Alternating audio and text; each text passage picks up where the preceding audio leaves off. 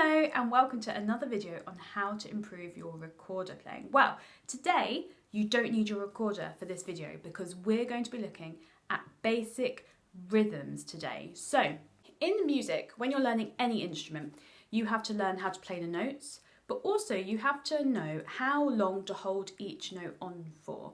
These are called different types of rhythms, different types of beats, and there are several different types of basic beats that we're going to learn in today's lesson. In music, different rhythms have different names. So, for example, we have crotchets, minims, dotted minims, semibreves, and quavers and semiquavers. These are the very basic rhythms that we learn to start with, but sometimes their names can be a bit confusing and it can't help us to actually know how they sound in the music. When I'm teaching rhythm, I call these notes other names to help us really get the sense of how they go when we're actually playing our instruments. So let's go through them today. So this note here is a crotchet. Now, a crotchet is one beat, which means we play it like this. So clap with me, 1, 1.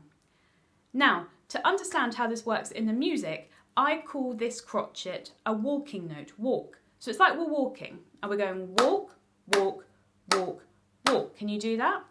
Walk, walk, walk, walk. That's how they sound when you're playing it on your instrument.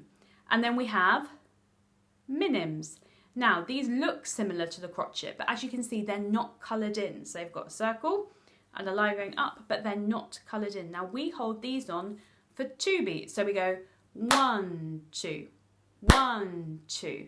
They're longer. So we call these strides. So imagine you're taking a big stride instead of a walking note. So instead of going walk, walk, walk, you're going to go stride, stride. You're taking a big step that's going to be longer and it lasts for 2 whole beats. So do you see the difference between walking notes? Here's some walking notes.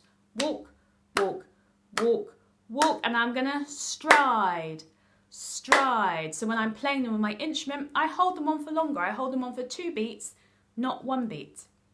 Next, we have the dotted minim. Now the dot at the end adds on half the note's value. So a minim is 2 beats, but when it has a dot on the end, we have to find out what's half of 2. So it's 1, and then we add that on to the minim. So 2 add 1 is 3. So we hold this one on for 3 beats like this. 1, 2, 3. 1, 2, 3. To help us remember the difference between a minim and a dotted minim, we've got the stride for the minim, stride, stride. But for the dotted note, we're going to go striding, striding, striding. 1, 2, 3. 1, 2, 3. Striding. So we hold it on for 1 beat longer, which is the ing word.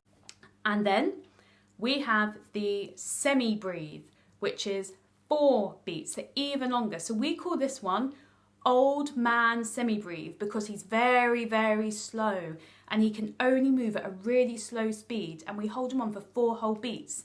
So we sound like this. Old man, 2, 3, 4. Old man, 2, 3, 4. And we hold that note on for 4 whole beats. So pause the video if you like and practice some of those before we move on to some slightly quicker notes. So instead of the notes getting longer, we're going to go shorter now. We're going to learn 2 types of rhythm which are shorter than our walking notes, than our crotchets. We're going to learn these ones. These are called quavers, but we're going to call them jogging notes for now. So we've got our walking notes, but now we're going to go quicker. We're going to jog. Jogging, jogging, jogging, jogging. Because when you're walking, it's slower than jogging. When we're jogging, we're going faster. So in the music, when we see some jogging notes, we need to play them faster than the walking notes. So look at these jogging notes that are tied together. They're holding hands and they're jogging. They're going jogging, jogging, jogging, jogging. So if we see one on its own like this, we call it a jog. So we've got jog, jog, jog, jog. If they're not holding hands to another one. If they're holding hands to another one, we say jogging, jogging, jogging, jogging. So 1 jog is half of 1 walking note. So a walking note is 1 beat. A jogging note is half a beat. Two halves go into a whole, and so we have to remember we're going jogging, jogging, jogging, jogging. Two of those fits into one walk, walk, walk, walk. Maybe if you've got a friend at home or a mummy or daddy, you could try getting them to clap some walking notes like this. And while they're doing that, you clap the jogging, jogging, jogging, jogging to see how they fit together. Then we've got one other fast note to learn, and it is these ones. These are called semiquavers, and they're very, very fast. Do you see they've got two lines? And that's how you can tell the difference between them and the jogging notes, which just have one line. Now, these running notes are even faster than the jogging notes, because if you think when you're running, you're going faster than if you're just doing some light jogging. So running notes go like this. Running, running, running, running, running, running, running, running. Just try doing some of those. Put the video on pause and try doing some running notes. So we've got walking, walk, walk, walk, walk, jogging, jogging, jogging, jogging, running, running, running, running.